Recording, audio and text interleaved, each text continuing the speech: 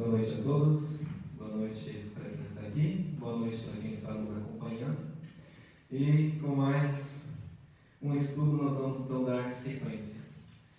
No estudo de hoje nós vamos dar sequência então no estudo das 7 igrejas. Amém?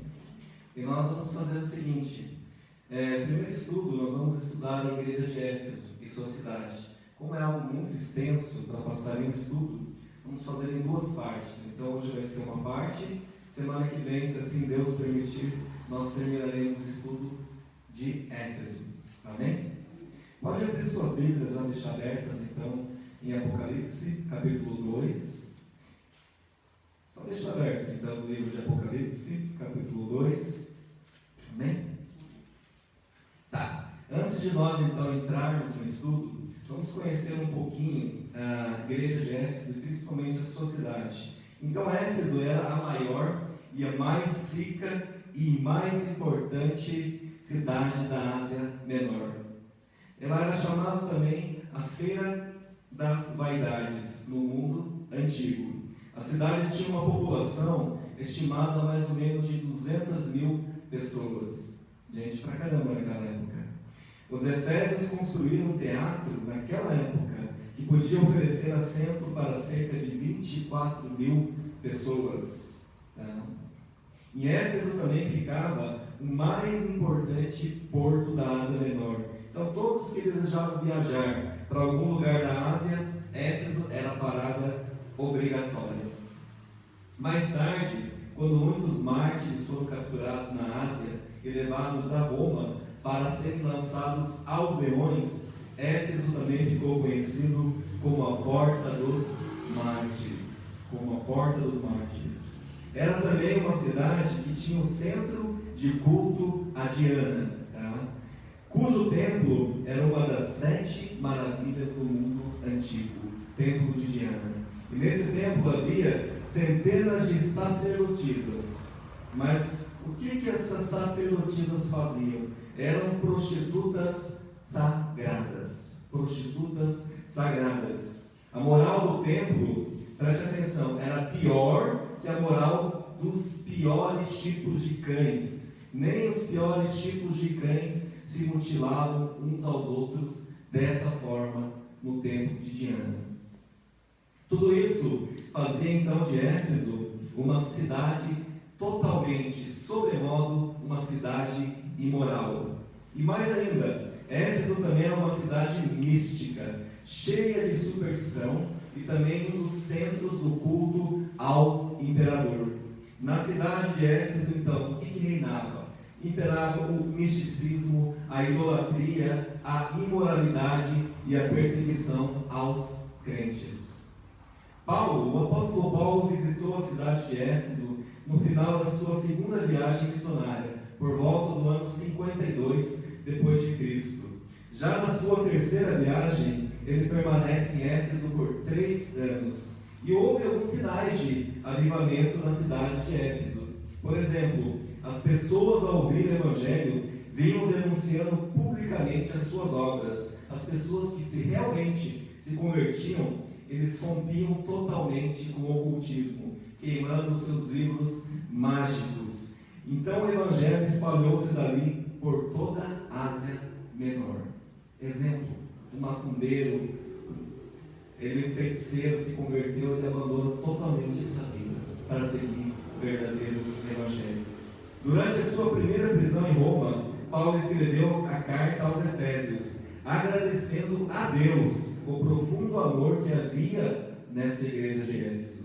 Timóteo, então, é enviado para ser pastor da igreja de Éfeso. Mais tarde, o apóstolo João pastoreou aquela igreja. Agora, depois de 40 anos, Jesus então envia uma carta, a segunda, preste atenção, a segunda geração de crentes, mostrando que a igreja permanecia fiel na doutrina, mas havia se esfriado o seu primeiro amor. A igreja mantinha-se fiel à doutrina, mas se esfriou ao primeiro amor. Entendendo um pouquinho então o contexto, vamos ler agora Apocalipse, esta carta enviada aos Efésios. Apocalipse, então, capítulo 2, e hoje nós vamos ver só do 1 ao 3. Assim diz a palavra do Senhor: ao anjo da igreja em Éfeso escreva: estas são as palavras daqueles que têm as 7 estrelas em sua mão direita e anda entre os 7 candelabros de ouro. Conheço as suas obras, o seu trabalho árduo e a sua perseverança. Sei que você não pode tolerar homens maus, que pôs à prova os que dizem ser apóstolos, mas não são, e descobriu que eles eram impostores. Você tem perseverado e suportado sofrimentos por causa do meu nome, e não tem desfalecido. Vamos orar mais uma vez? Obrigado, Senhor, mais uma vez nos encontramos reunidos como igreja. Obrigado porque o Senhor tem nos dado, Senhor, vida, e vida em abundância, Senhor, nos ajudando todos os dias pela Tua graça. Pedimos agora, Senhor, que o Senhor nos ajude, Senhor, na compreensão da Tua palavra, e depois, Senhor, nos ajude a aplicar aquilo que o Senhor quer para cada um que está ouvindo a Tua palavra. Assim eu oro em nome de Jesus. Amém. Todos nós aprendemos tanto no certo e no errado.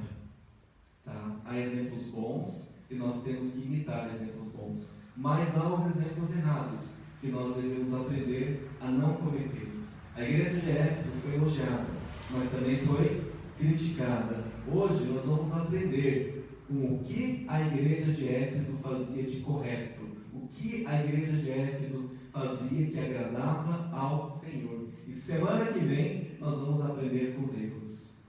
Então vamos começar no comecinho do versículo que diz: ao anjo da igreja em Éfeso. Tá, Jesus envia sua mensagem ao anjo da igreja em Éfeso, mas a pergunta é: quem é esse anjo? Alguns intérpretes pensam que são seres celestiais, enviados como mensageiros de Deus. Cada igreja tem um guardião. Outros creem que sejam anjos que estão na congregação, cuidando, como se nós estivéssemos aqui e estivesse um anjo guardando. Mas a interpretação mais consistente, bíblica e historicamente, entretanto, é que o anjo deve ser entendido como pastor da igreja, ou aos líderes, aquele que está guardando a igreja.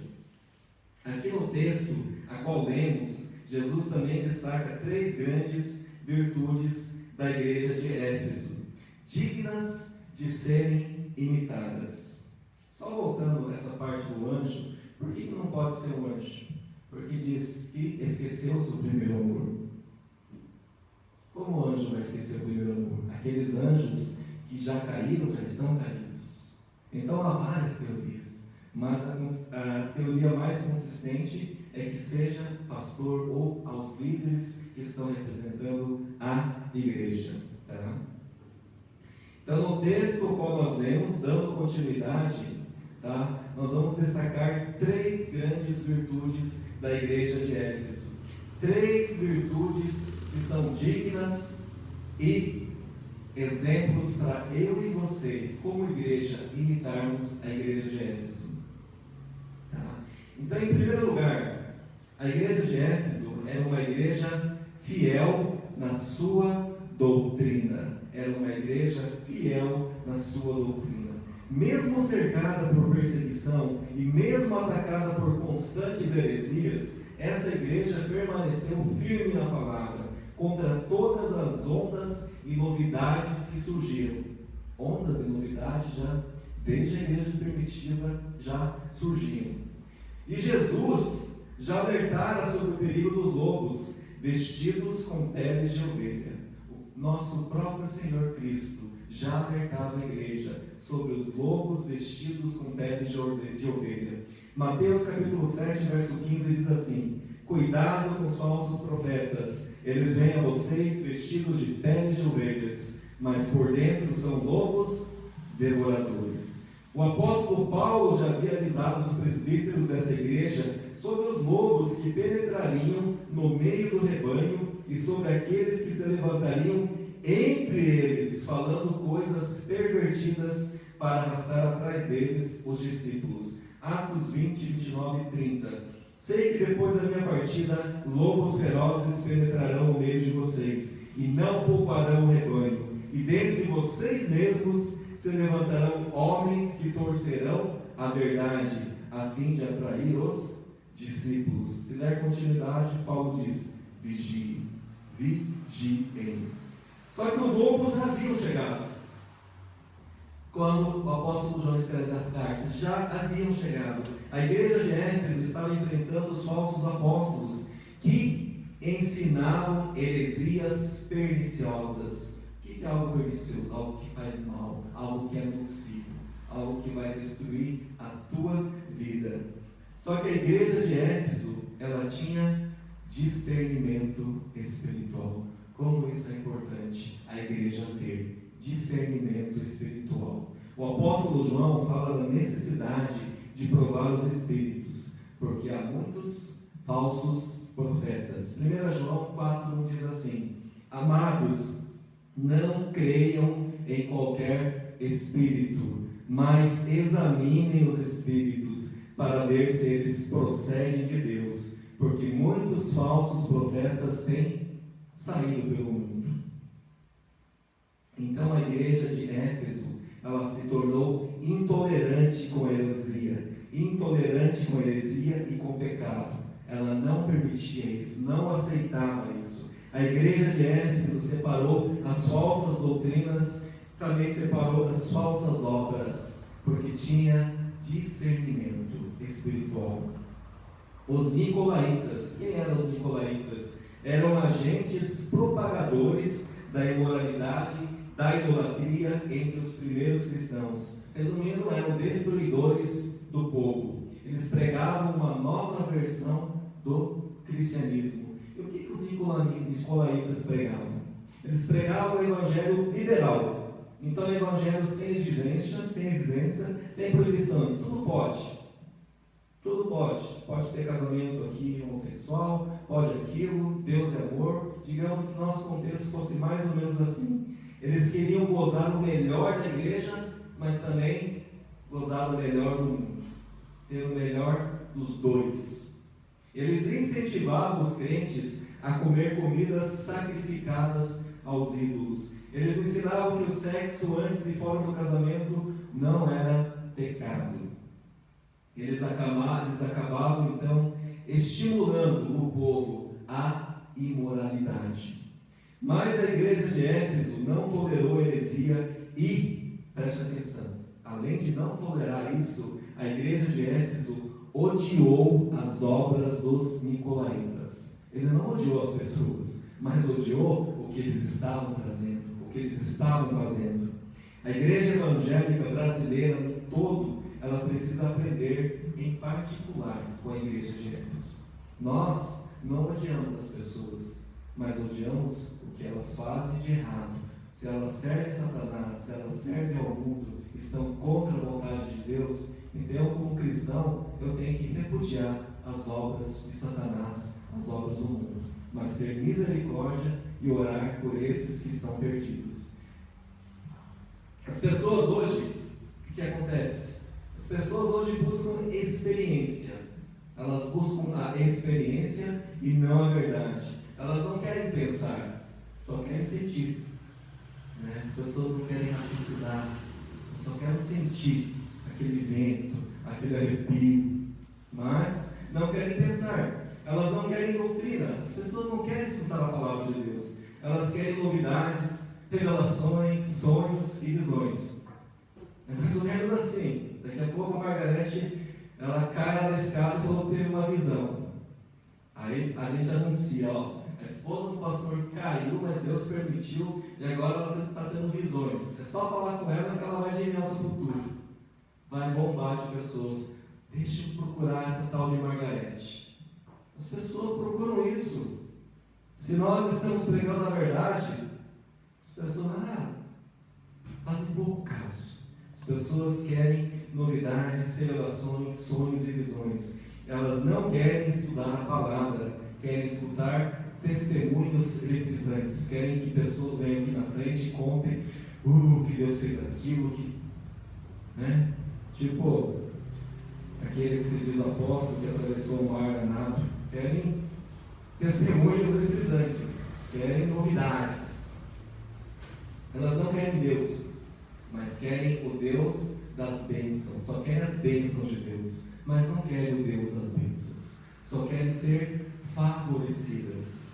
E a igreja, com isso, ela está perdendo o compromisso com a verdade. O que determina o rumo da igreja não é mais a palavra de Deus, mas é o gosto dos consumidores.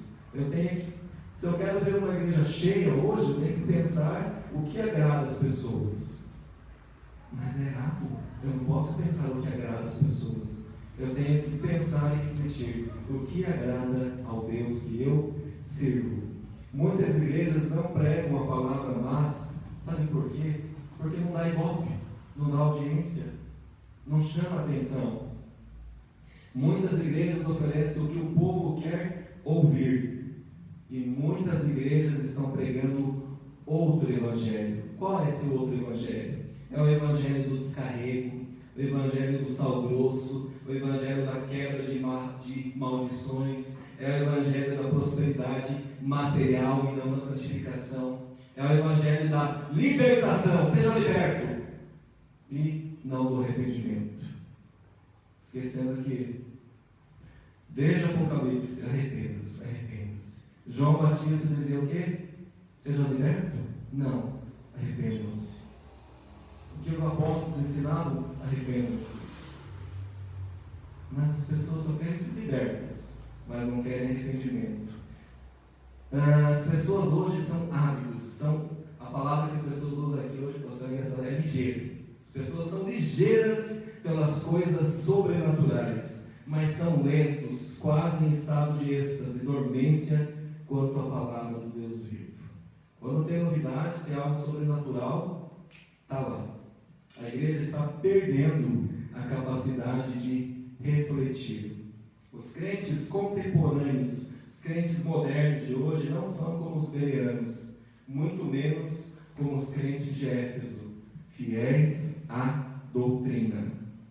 Estamos vendo uma geração de crentes que são analfabetos na Bíblia. Estamos vivendo uma geração de crentes ingênuos espiritualmente, que são facilmente levados por todo o vento de doutrina. Há uma preguiça mental doentia em nosso meio. É mais ou menos como os alunos. A maioria dos jovens parece que estão numa preguiça doente. Você fala A mais B, está em êxtase. Né? Se fala em estudo, aí se fala em brincadeira, em game, são ligeiros. Mas o que é importante, eles estão em êxtase. Paz e amor. Isso está acontecendo no nosso meio. Então há uma preguiça mental doentia. E o pior de tudo, os crentes engolem tudo aquilo que lhes é oferecido. Os crentes engolem tudo que lhe é oferecido em nome de Deus. Se é em nome de Deus, está valendo. Se a pessoa chegar oferecendo pedra para comer, porque é em nome de Deus, está comendo. Não é algo verdadeiro, mas é uma realidade. Tudo que é oferecido, a pessoa chega em nome de Deus, as pessoas estão dizendo amém. Estão engolindo tudo por quê? Porque não estudam a palavra. Crentes que já deveriam ser mestres, ainda estão como crianças, agitados de um lado para o outro, ao sabor de todo tipo de vento de doutrina. Correm sempre atrás da última novidade. Sempre correndo atrás da última novidade. Ali naquela igreja, vamos lá então. Não, agora é lá, agora é cá. Sempre correndo atrás da última novidade. E eu e você? E você que está ouvindo em casa? Do que você tem corrido? Você tem corrido atrás do quê? Das novidades que o mundo oferece? Das novidades que Satanás oferece? Ou você tem corrido atrás da palavra de Deus, que é viva, verdadeira, é eficaz, que realmente transforma? Em segundo lugar, o que nós podemos aprender com a igreja de Éfeso? A igreja de Éfeso, preste atenção, era uma igreja envolvida com a obra de Deus. Era uma igreja envolvida com a obra de Deus. Ela não era apenas teórica, mas a igreja de Éfeso agia. A palavra grega para a obra é kopos, que descreve o trabalho que nos faz suar, o trabalho duro, aquele trabalho que nos deixa exausto. É a classe de trabalho que demanda de nós toda a reserva de energia e toda a nossa concentração mental. É você se dedicar totalmente àquilo, até você derramar suor. É você se entregar. Isso era o que a igreja de Éfeso fazia. Havia labor, havia trabalho intenso. Os crentes eram engajados e não meramente espectadores. Eles participavam da obra. A congregação, ela se envolvia junto com todo tipo de trabalho. Não era só um auditório, só ficava escutando, mas era uma igreja envolvida. É mais ou menos o que a gente fez um tempo atrás aqui, como exemplo, quando o pastor e a Marta tiveram a ideia de reformar o jardim. Todos os membros da Maria estavam aqui, né? Não só olhando, mas com a mão na massa, com a enxada, puxando o saco de pedra, né? Era isso que estavam fazendo. E por que nós temos que nos esforçar? E é interessante que os mais velhos, por exemplo, eu, o pastor, pessoas que já têm filhos, a gente via que de nós tínhamos esforço maior. Por quê? Nós, além de servir a Deus, nós tínhamos que dar bom exemplo para a segunda geração. Meu filho estava lá, se apoiando na enxada, lá quase caindo. Mas estava lá, aprendendo. Isso veio uma cobrança. Eu, como pai, eu não posso ficar lá em êxtase, ver todo mundo trabalhar. Eu tenho que suar, até criar calo nas mãos para dar um bom exemplo para essa segunda geração. A pergunta é: quanto à palavra de Deus, você, pai e mãe, você tem dado exemplo na sua casa para a segunda geração? Os crentes, então, eram engajados, eles se envolviam. Tá? E através disso, por meio dela, por meio da igreja de Éfeso, o evangelho espalhou-se por toda a Ásia Menor. Será que Jesus pode dizer o mesmo a nosso respeito? Será que Cristo, olhando para a minha vida, para a sua vida, Ele pode dizer o mesmo? Temos sido uma igreja operosa? Será que eu e você temos sido um ramo frutífero da videira verdadeira? Será que nós temos dado frutos? Será que você é um membro dinâmico do corpo de Cristo, aquele membro que está aqui, que participa? De alguma maneira você participa? Ou você é só auditório? Isso é só Deus que sabe e você que está ouvindo. Em terceiro lugar, o que eu e você podemos aprender com a igreja de Éfeso? Era uma igreja perseverante nas tribulações. Era uma igreja perseverante nas tribulações. Ser crente em Éfeso não era algo legal, não era você ser popular, tá? Lá ficava um dos maiores centros do culto do imperador, lembra que eu falei? Muitos crentes estavam sendo perseguidos e até mortos por não se dobrarem diante de César. Não vai ajoelhar? Não vai admitir que César é Deus? Então vai ser condenado. Era assim. Outros estavam sendo perseguidos por não adorarem a grande Diana dos Efésios. Outros estavam sendo seduzidos a cair nos falsos ensinos dos falsos apóstolos. Mas os crentes de Éfeso estavam prontos a enfrentar todas as provas. Por quê? Por causa do nome de Jesus. Eles não esmoreciam perante as tribulações, as perseguições. Não são como crentes que quebram a unha, quebram o pé e estão chorando. Ou crentes que perdem emprego às vezes. Sabe aquele crente que só chora?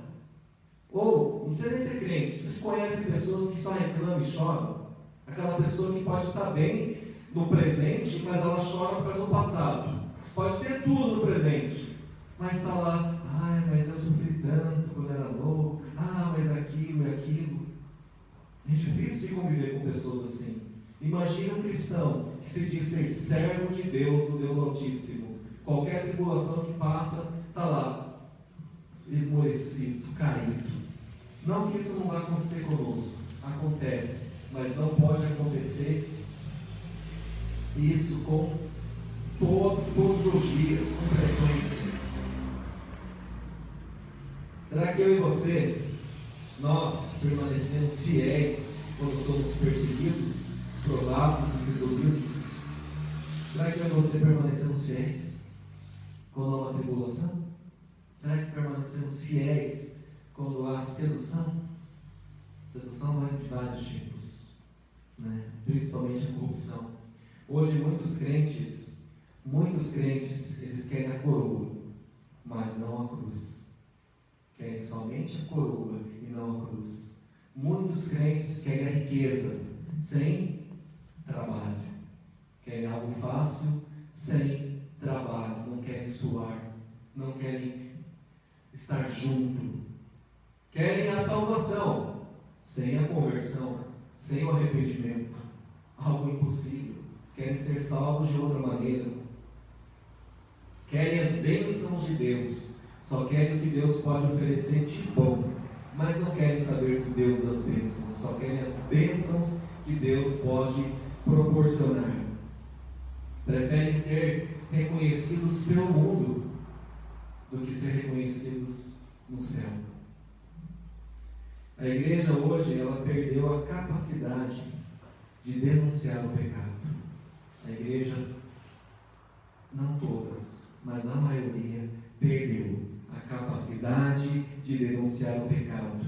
Esquemas de corrupção já estão se infiltrando, já se infiltraram há muito tempo dentro das igrejas. Hoje nós conhecemos muitas igrejas empresas, né? Igrejas que têm tipo franquia.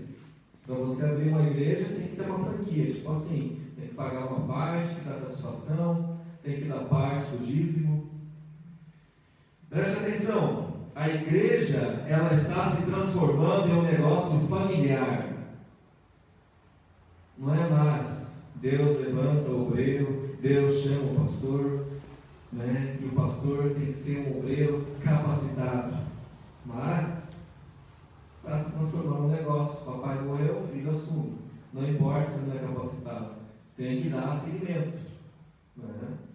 Então a igreja está se transformando em negócio familiar. O púlpito, ele está se transformando, isso aqui, num balcão. O evangelho num produto e os crentes em consumidores. O que tem para ler hoje? Quero novidade. Qual é a novidade? Isso daí já é antigo. Isso daí foi escrito há 2000 anos atrás. Não estou muito interessado no que o apóstolo Paulo escreveu. Quero novidade. Eu quero visões de hoje. Tá? Pastores, sacerdotes, líderes com ares de super espirituais. Pessoas que se dizem super apóstolos. Não é apóstolos, super acima. Tá? Só não conseguem dizer que são Deus porque não pode, né? Então querem chegar ao próximo. Eles não aceitam ser questionados. É eles que têm a última palavra. Eles acham que estão acima do bem e do mal, que estão acima dos outros e até acima da palavra, da verdade. Consideram-se ainda os ungidos do Senhor. Tipo, o meu manto, o meu suor vai te curar. O meu cuspe é santo. Vem aqui que eu vou cuspir em você que tudo vai melhorar. Imagina, daqui a pouco vão estar vendendo urina também. Se é que não está acontecendo, talvez eu não saiba. Mas é mais ou menos assim. Dizem ouvir a voz direta de Deus, então não precisam mais das Escrituras. E sabe o que é o pior disso tudo? É que o povo lhe segue esses líderes loucos, lunáticos, cegamente, para a sua própria destruição. Igrejas assim são lotadas, pessoas aos montes, atrás, pessoas cegas. Mas por que tudo isso acontece? Por que o povo é tão facilmente enganado? Lá em Oséias, capítulo 4, verso 6, diz assim, no comecinho: o meu povo está sendo destruído, pois lhe falta o conhecimento. Lembram? Eles não são como a igreja de Éfeso, fiéis à doutrina. Não são pessoas engajadas à obra de Deus. Não são pessoas que se permanecem firmes diante de tribulações. Mas são pessoas que querem ser servidas. Buscam as bênçãos de Deus, não o Deus das bênçãos. Então não interessa. Se fulano, Beltrano está oferecendo isso, em nome de Deus, eu quero. Então, o meu povo está sendo destruído, pois lhe falta conhecimento. E o que eu e você, como igreja, o que você que está ouvindo, o que eu e você podemos fazer para sermos como a igreja de Éfeso, fiéis na doutrina, envolvidos com a obra de Deus, perseverantes na tribulação? Nós estamos vivendo uma tribulação, nós estamos ainda na pandemia. Muitos estão perdendo os empregos, muitos estão perdendo os entes queridos, muitas pessoas estão ficando doentes, estão. Como ficar fiel e firme perante tudo isso que acontece? Primeiramente, nós devemos fazer o que a Bíblia nos ensina. É o que o pastor começou na abertura. A palavra de Deus, ela nos instrui, ela nos ensina. Em Oséias mesmo, capítulo 6, no comecinho diz assim, no verso 3: conheçamos e prossigamos em conhecer o Senhor. Você tem prosseguido em conhecer ao Senhor, mas ao Senhor aqui na Bíblia, ao Senhor que nos revela a sua vontade na sua palavra? Conhecer as palavras, as Escrituras, é realmente você conhecer o que Deus quer para você. É o nosso manual de vida. Ele nos instrui em tudo que eu e você precisamos, até daquilo que nós devemos evitar. A igreja de Éfeso, então, é elogiada. São virtudes que eu e você devemos buscar a seguir. Ser fiéis na doutrina, ser engajados, sermos pessoas que participam da obra de Deus, estarmos juntos como igreja e nos mantermos firmes e perseverantes, independente do que possa nos afligir.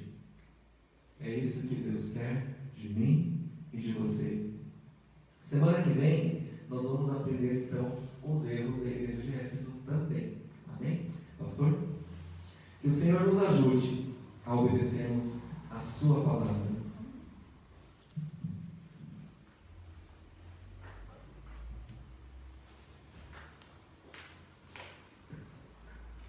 Amém, amados. Vamos estar orando nesse momento, que possamos estar caminhando com os princípios da palavra de Deus, possamos estar engajados, tendo a convicção de que Deus se faz presente, temos que agir com paciência, entendendo que não é na força do nosso braço, mas sim na capacitação do Espírito Santo na nossa vida, que nós seremos mais que vencedores.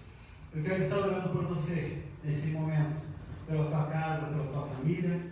Quero estar orando pela vida da Zelinda Ferreira, ela pede oração pela sua família, que Deus possa abençoá-la grandemente. Também pela Beatriz Oliveira, ela pede oração pelo seu filho Marcos. Ele está hospitalizado com suspeita da Covid-19, né?